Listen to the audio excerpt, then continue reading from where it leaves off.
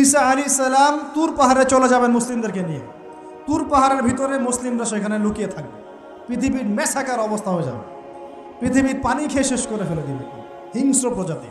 তখন ঈসা আলাইহিস সালাম আল্লাহর কাছে দোয়া করবেন, আল্লাহ এই বিভৎস জাতিকে ধ্বংস করো। আল্লাহ রাব্বুল আলামিন তখন ওই ইয়াজুজ আর মাজুজের এই কাঁধে, ঠিক কাঁধের মাঝখানে একটা ভাইরাস জন্ম দিবেন। কি জন্ম দিবেন? ওই যে বলি না মহামারীর ভাইরাস, অমুক ভাইরাস তমুক ভাইরাস, এই ভাইরাস আরও সামনে আছে বাকি এখন।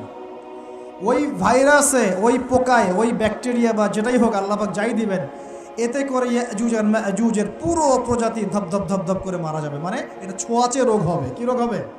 ছোঁয়াচে। ঠিক যেমন আমরা একটু করোনা দেখলাম না, একজন থেকে আরেকজন, একজন থেকে আরেকজন, এরকম জিনিস চলবে আরও বিশ্বে। আর এখনকার নতুন রিসার্চ হচ্ছে ওই সাইবেরিয়া অঞ্চলের যে বরফগুলো আছে না, ওর নিচে এই 1 লাখ বছর, 1.5 লাখ বছর, 2 লাখ বছর আগের ভাইরাসগুলো নতুন করে জায়গা শুরু করেছে এখন। হ্যাঁ, এগুলো বিজ্ঞানীরা বলছেন যে এগুলো আবার কোন দিন জানি পৃথিবীতে আত্মপ্রকাশ করা শুরু হয়। সব কিছুই ঘটবে। বিশ্বটার খুব রহস্য আছে, বিশ্বটার অনেক রহস্য আছে। আল্লাহ পাক এগুলো খেলার ছলে সৃষ্টি করেন নাই, পরীক্ষা। লিয়াবলুয়াকুম আইয়ুকুম আহসানু আমালা, আল্লাহ পাক বলেছেন। এরপরে ইয়াজুজ আর মাজুজের সব প্রজাতি মারা যাবে। নবীজি বলছেন জমিনে কোনো জায়গায় ফাঁকা থাকবে না, সমস্ত জায়গাতেই ওদের দেহ পড়ে থাকে। আল্লাহু আকবার। এরপরে ঈসা আলাইহিস সালাম আল্লাহকে বলবেন, আল্লাহ জমিনটাকে পবিত্র করে দাও। আল্লাহ পাক কি করবেন জানেন? বড় বড় নখরওয়ালা, বড় বড় নখ আছে, নখ দেখেছেন? বড় বড় বড় নখওয়ালা একটা স্পেশাল প্রজাতির পাখি আল্লাহ পাঠাবেন। কি পাঠাবেন? পাখি। এটা কোন পাখি, কি নাম আমরা জানি না, মহাবিশ্বের কোন জায়গা থেকে আসবে তাও জানি না, পৃথিবীতে আসে কিনা তাও জানি না। আল্লাহ পাঠাবেন আবাবিল, তয়রন আবাবিল। যখন আল্লাহ পাখি পাঠিয়েছিলেন না, ও আরসালা আলাইহিম তয়রন আবাবিল, আসলে ওই পাখির নাম কিন্তু আবাবিল না, আবাবিল মানে হচ্ছে ঝাঁকে ঝাঁকে। তো ওই পাখি কি আর দেখা গেছে? ওই রকম করে পাথর কেউ নিক্ষেপ করেছে? আর ঠিক এরকম করে এই এক শ্রেণীর পাখি আল্লাহ পাঠাবেন যাদের নখগুলো খুব বড় বড় হবে, বিশাল বিশাল নখ। এই নখগুলো দিয়ে তারা দেহগুলোকে উঠাবে, উঠিয়ে নিয়ে কোথায় যে ফেলে দেবে আল্লাহ ভালো জানে। সুবহানাল্লাহ, আল্লাহু আকবার। আল্লাহ পাক বিশ্বে কত কি বাকি রেখেছেন এখন। এরপরে আল্লাহ পাক কি করবেন জানেন? আল্লাহ পাক বৃষ্টি বর্ষণ করবেন। এত বেশি বৃষ্টি হবে, এত বৃষ্টি হবে, জমিন ধুয়ে পরিষ্কার হয়ে যাবে।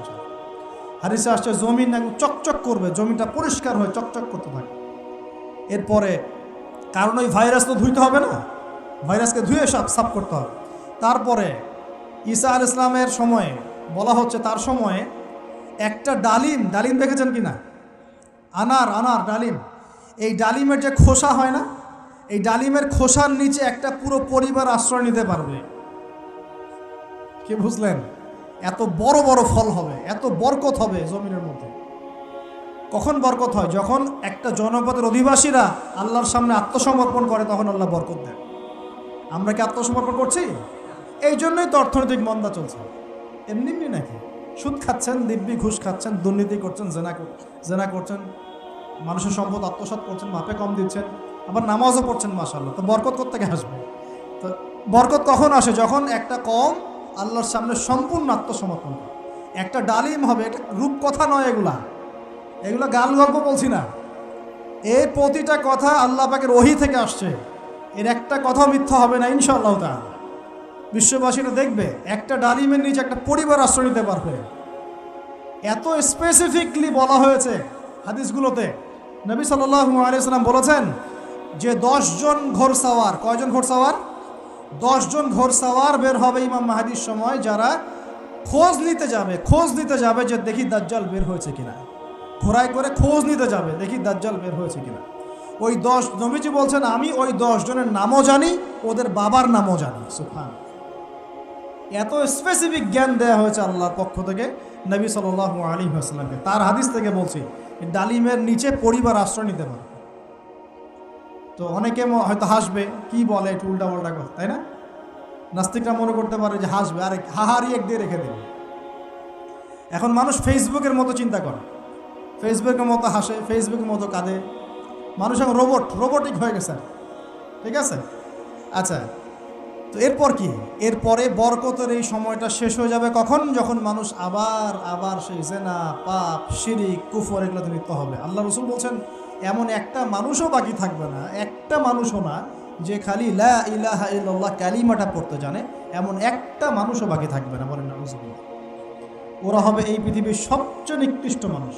ওদের চেয়ে নিকৃষ্ট কোনো মানুষ এই পৃথিবীতে হবে না। এখনও কি এরকম সময় আসে নাই? এখন কি লা ইলাহা ইল্লাল্লাহ আছে না? পূর্ণাঙ্গ প্রয়োগটা নাই, কিন্তু কালিমা তো আছে কি না? তখন নবীজি বলছেন এমন একটা যুগ আসবে যে লা ইলাহা ইল্লাল্লাহ বলার মতো একটা মানুষ খুঁজে পাওয়া যাবে না। আর মানুষ রাস্তাঘাটে কুকুরের মতো জেনা করবে। রাস্তাঘাটে কুকুর যেমন সঙ্গম করে না রাস্তাঘাটে, ওই রকম করে মানুষ রাস্তাঘাটে জেনা করবে। ওই সময়ে আল্লাহ রাব্বুল আলামিন পশ্চিম দিক থেকে সূর্য উঠাবেন। কোন দিক থেকে? সূর্য সত্যি সত্যি পশ্চিম দিকে উঠবে। পৃথিবী একদিকে ঘুরছে না এখন, কে জানে আল্লাহ পাক পৃথিবীর ঘূর্ণন থামিয়ে উল্টা দিকে ঘোরাতে পারেন না? অবশ্যই পারেন। আল্লাহ পাকের জন্য এটা খালি বলা কুন ফায়াকুন, হও হয়ে যাও, ব্যাস। পুরো বিশ্বের বড় বড় ডিপার্টমেন্টগুলো কারা নিয়ন্ত্রণ করছে? আমরা নিয়ন্ত্রণ করছি? জি না। এমনকি খ্রিস্টানরাও নিয়ন্ত্রণ করছে না, বরং ওরাই নিয়ন্ত্রণ করছে। আপনাকে গভীরে ঢুকতে হবে তো। তার মানে সে আত্মপ্রকাশ না করলেও তার অনুসারীরা তো মাশাআল্লাহ শক্তিশালী হয়ে গেছে কি না? তার মানে সময় কাছে না দূরে? কাছে। এটা বোঝার জন্য কি ভবিষ্যৎবাণী করা লাগে? গণক হওয়া লাগে? জ্যোতিষী হওয়া লাগে? এটা বোঝার জন্য কোরআন সুন্নাহর সাথে শেষ জামানা স্টাডি করলেই হয়। Economics, world affairs, history study করলেই বুঝতে পারেন। হৃদয়ের চোখ খুলে যাবে ইনশাআল্লাহ। আল্লাহ পাক বোঝার তৌফিক দান করুন। এখন সে বের হয়ে বিশ্বটাকে শাসন করবে ঠিক, কিন্তু তার সাথে লড়াই করার ক্ষমতা ওই সময় মুসলিমদের থাকবে না। তখন আল্লাহ পাক পাঠাবেন ওই যে সত্যিকারের মাসিহ ঈসা আলাইহিস সালাম। তাকে পাঠাবেন। তিনি নামবেন সিরিয়ায়। কোন দেশে? সিরিয়ার দামেস্কে তিনি নামবেন। দুজন ফেরেশতার কাঁধে ভর দিয়ে, তখন তার চুলগুলো দিয়ে টপ টপ করে মুক্তার মতো পানি ঝরতে থাকবে, এমনটা হাদিসে বলা হয়েছে। সুবহানাল্লাহ। এত স্পেসিফিকলি হাদিসে বলা হয়েছে এটা হবে, এইটা হবে, ওইটা হবে, একদম স্পেসিফিকলি। তারপরে ঈসা আলাইহিস সালাম তিনি যখন ওই মুসলিমদেরকে পেয়ে যাবেন, তাকে ইমামতি করতে বলা হবে। ঈসা আলাইহিস সালাম বলবেন, না, আমি ইমামতি করতে পারবো না। ইমামতি এই উম্মতের জন্যই করা হয়েছে, বলেন সুবহানাল্লাহ। আমাদের ইমামতি করবেন, তিনি পিছনে মুক্তাদি হবেন। একজন নবী মুক্তাদি হবেন আর ইমাম ইমামতি করবে, চিন্তা করতে পারেন। এরপর নামাজ শেষ হওয়ার পরে বলবেন তিনি দরজা খুলে দাও, দরজা খুলে দাও। এটার ব্যাখ্যা আমার কাছে মনে হয় হয়তোবা তখন অবরোধ থাকবে, অবরোধটাকে তিনি ভেঙে দিতে বলবেন, হয়তোবা, আল্লাহ ভালো জানেন। দরজা খুলে দাও এর ব্যাখ্যা কী হতে পারে? কিসের দরজা খুলে দাও? কিসের বাঁধন খুলে দাও? নিশ্চয় একটা বাঁধনে মুসলিমদেরকে বেঁধে ফেলা হবে।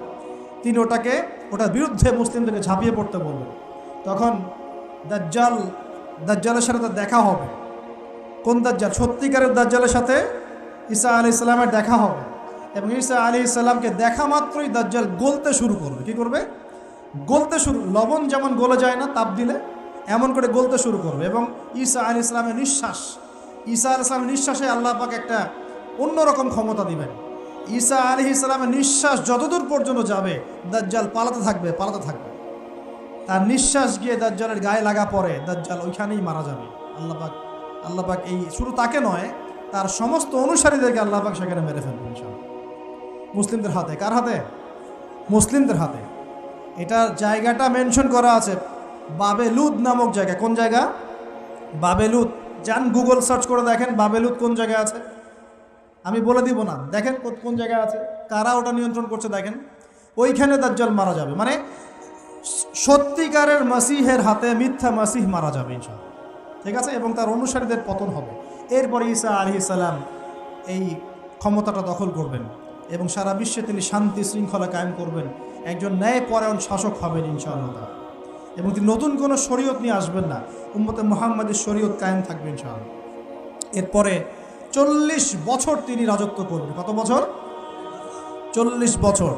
এবং তার বিবাহ শাদীও হবে এবং তার ইন্তেকালও হবে। তাকে দাফন করা হবে নবী মুহাম্মদ সাল্লাল্লাহু আলাইহি ওয়াসাল্লামের ঠিক পাশেই। আল্লাহু আকবার। ঠিক তার পাশেই দাফন করা হবে। এরপরে মানুষ আবারও খারাপ হওয়া শুরু করবে।